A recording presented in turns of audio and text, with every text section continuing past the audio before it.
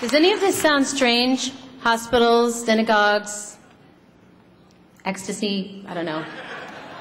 Believe me, it just gets stranger. The next person I have to thank is Liz Rosenberg. I know she's also here somewhere. Yeah.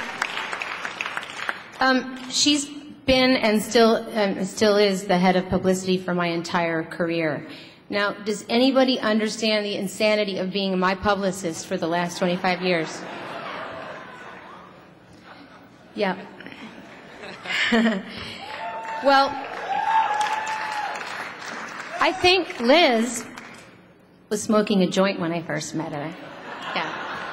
Yeah. I walked into her office and she very politely stubbed it out in the ashtray. I don't think she thought I knew she was smoking a joint, but it was a little bit obvious. Anyway, we hit it off right away. She was my kind of girl, tough, irreverent, and funny. And we've had a long and amazing chunk of time together. God. After dealing with all the nutcases she's had to deal with and putting out all the fires that she's had to put out, it's kind of amazing that she's not shooting up heroin. I don't mean to grass everybody up and make it sound like everybody I hooked up with was like a drug addict or anything. But the fact of the matter is, or the reality is that I ended up with a group of very responsible and hardworking people who gave me an enormous amount of love and support, along with everyone else at my record company. And I don't have time to thank all of you, but thank you. So then, of course, I needed a manager, right? So I asked myself, self, who is the most successful artist in the business today?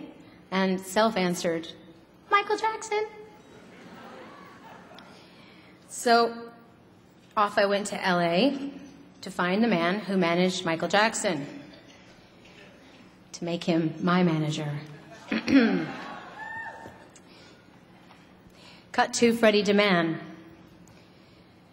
Another man I want to thank, the ultimate Mac Daddy manager, slicked back hair, tan, smelling of expensive cologne, big desk, smoking a cigar. Yeah, he drove a Porsche. He gave me a ride back to my hotel in that Porsche. By the time we got there, he was my manager.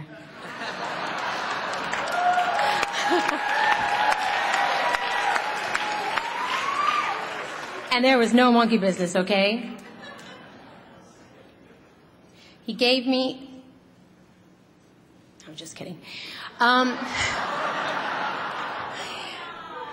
See, he rubbed off on me. This speech was not meant to have a lot of sexual innuendos, somehow. He's bringing sexy back. Okay. I'll get you, fucker. Okay, so we had an amazing 15 years together, and I learned a lot from him, so thank you, Freddie DeMann. It is while I was with Freddie that I met this incredibly cocky Israeli teenager named Guy Osiri. He was like Freddie's step-and-fetch-it boy. Yeah. He was always putting his 2 cents in, even when, and especially when, I didn't ask for it. He was the most ambitious, confident, idealistic, hungry for knowledge, obsessed with money 18-year-old I'd ever met. He kept pestering me with his ideas. He never stopped scheming. He was relentless. And today, he's my manager.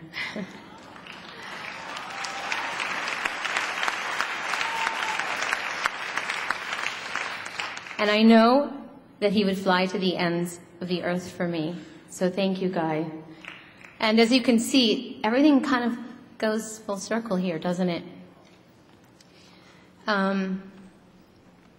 But what's a record without the music, right? That's right, motherfuckers. What's a record without Nile Rodgers, Pat Leonard, Babyface, Joe Henry, William Orbit, Mirwais Ahmad-Say, Stuart Price, Pharrell, and now Justin Timberlake and Timberland.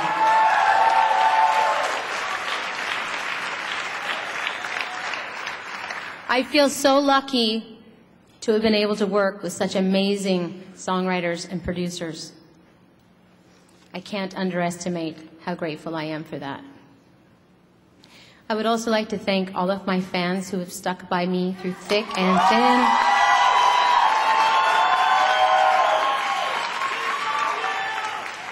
God knows they've stuck by me, yes.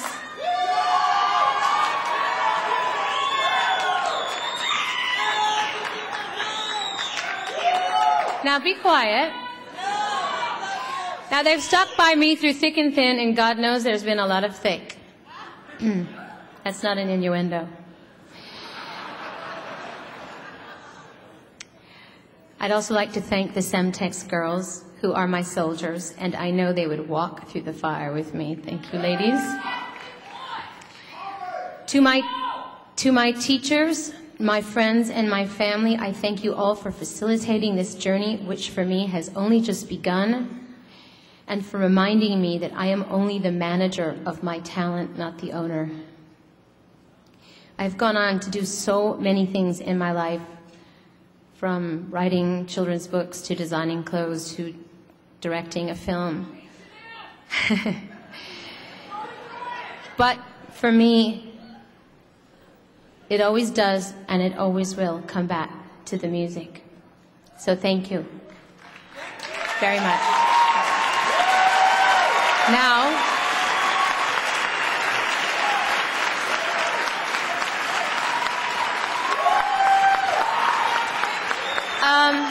I would now like to introduce another